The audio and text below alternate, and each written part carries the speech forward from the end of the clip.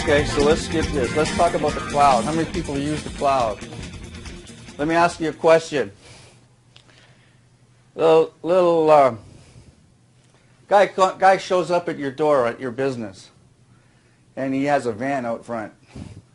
And he comes and says to you, I've got a van out front there that I'm operating a new service that if you store your files in my van, and one of your people that you're dealing with, wherever they are, they need that file, they phone me, I will deliver it to them.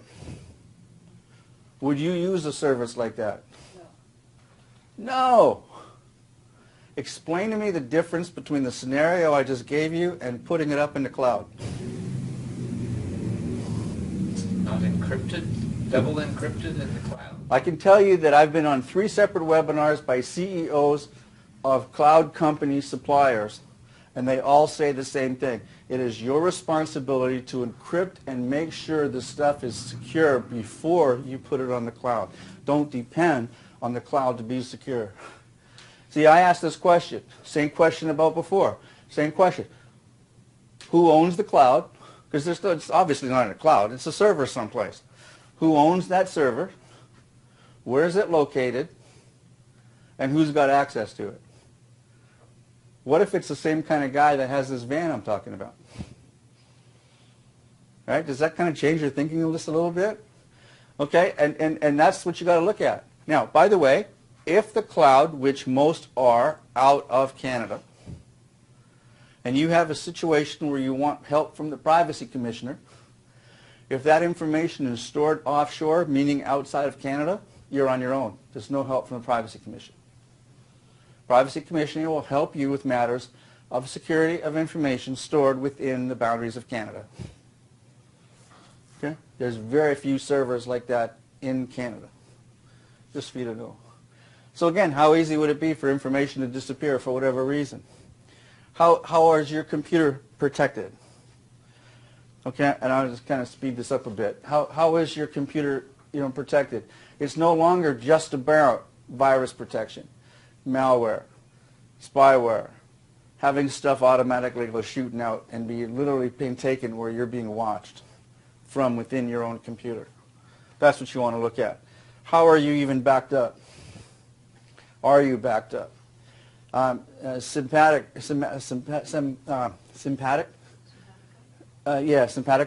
Did a thank you. It's just did a piece not too long ago, and I confess I haven't seen an update on this information. This is a couple years old.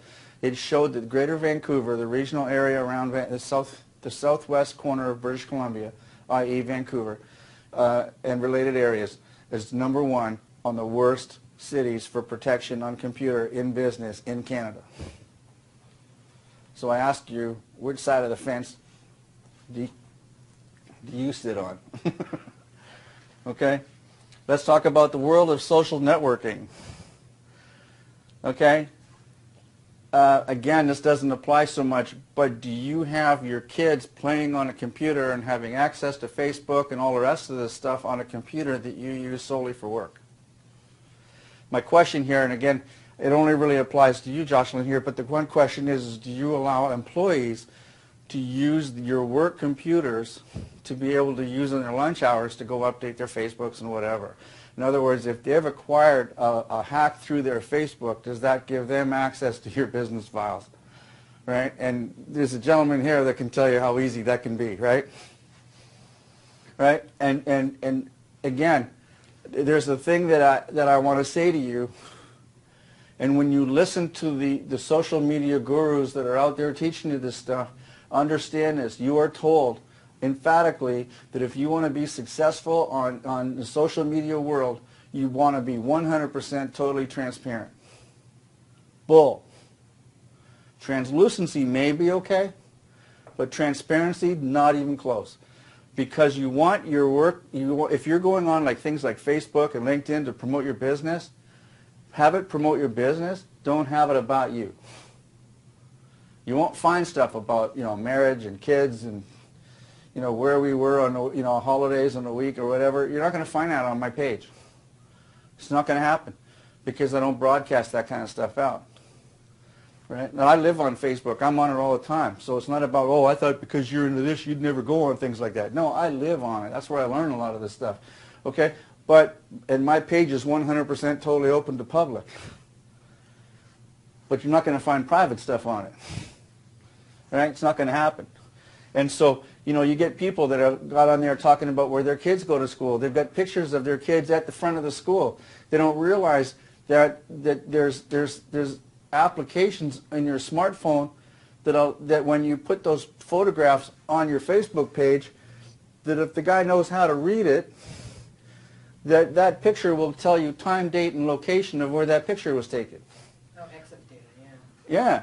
right down to GPS. Exactly, right down to the corner. So now you've got the time. So now you know that there's your little 6-year-old daughter on the steps of this particular school. Picture was taken at 3 o'clock. Probably that means tomorrow she'll be there too.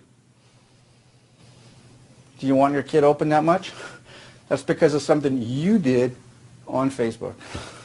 Had nothing to do with your kid. I just heard something that Facebook has decided to strip all that information out when a photo is uploaded. So if you upload a photo to Twitter, there's no metadata, exadata. It's stripped out.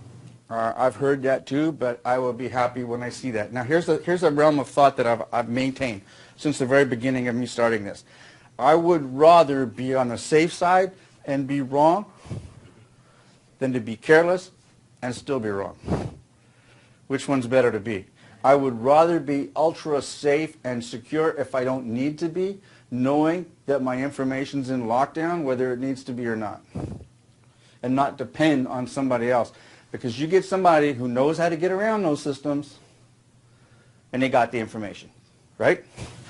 There's a wonderful time that exit data is nice. If there's a child predator out there, we'll upload a picture of a kid, put it on the internet, you got GPS and everything, and police can go and find and arrest that person. But that also, looking at it before that same individual you're talking to as a perpetrator can track where those kids are.